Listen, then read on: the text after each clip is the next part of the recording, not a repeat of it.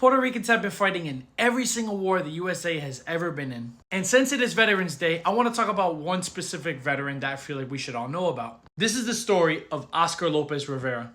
Oscar is from the town of San Sebastián, Puerto Rico. In the 1960s, when he was 22 years old, he was drafted to the military. Upon receiving the draft letter, it said to him, if you do not report to the induction center, you could do up to 5 years in prison. At just 22 years old, going to prison was the last thing on his mind. So he went to go fight in the Vietnam War. Once the war was over, he came back home a hero and received a bronze medal for his services. But this is where things start to get interesting. You see, in his time serving the military, he witnessed a lot of his friends get killed. He came to the realization that he felt that the United States government would have treated him like he was easily dispensable. And with that perspective, it radicalized him to join a movement that was fighting for the liberation of Puerto Rico. This group was called Fuerzas Armadas de Liberación Nacional Puertorriqueña, a group that eventually became what we know as today, Los Macheteros. This group is responsible for a lot of attacks that have happened in the past, and it eventually caught the eye of the FBI. The FBI did everything in their path to try to take down Oscar, but they couldn't link him to any attacks.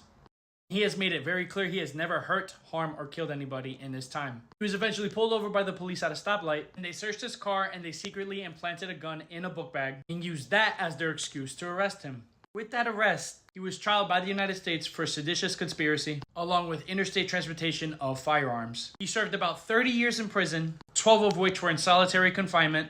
In 1999, under the Bill Clinton administration, he was offered conditional clemency, but refused it. In 2017, he was released. He came back to Puerto Rico into some people's eyes as a hero, while others labeled him as a terrorist. Even when he was invited to the National Puerto Rican Day Parade in New York City back in 2017, he was offered the role as an honoree. Once that was announced, major sponsors from that parade pulled out. In this NBC News article, you'll see a lot of Puerto Ricans were either for or against his attendance at that parade. Oscar Lopez to this day still lives a life with no regrets, and he still believes in the liberation of Puerto Rico and does a lot of activism work. You'll find several murals of him spread out throughout Puerto Rico and the United States in places like Rio Piedras, Chicago, and Harlem, New York. Speaking of Harlem, November 15th and 16th at La Fonda. Tickets are available in the bio. That being said, happy Veterans Day. And let me know what you guys think about Oscar's story. Leave a drop in the comments. I'll be checking it out. Peace.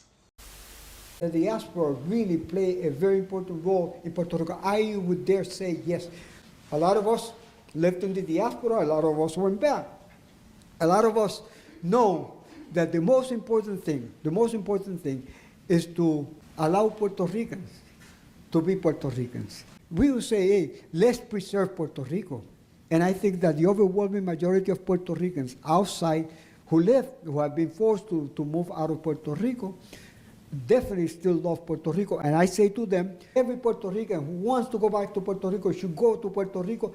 And probably it's not easy, but it's doable. I think we have the potential, we have the human resources to make Puerto Rico the nation that it has the potential of being. And I dare to say that.